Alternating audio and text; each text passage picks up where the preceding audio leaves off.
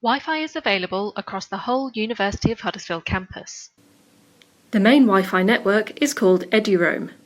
This is an international service shared by many university and other academic sites, so you'll be able to use it in lots of places around the UK.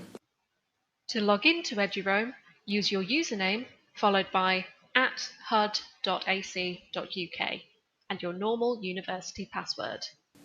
Please note your login name for EduRoam may be different to your usual email address. If you haven't enrolled yet and don't have a username and password, you can use the Wi-Fi guest network for free. You'll need to register with a few details to use the Wi-Fi guest network. Once you've enrolled, we recommend you disconnect from this network and use EduRoam instead, as it's much faster than the guest network. If you need any help with the Wi-Fi, please contact IT support.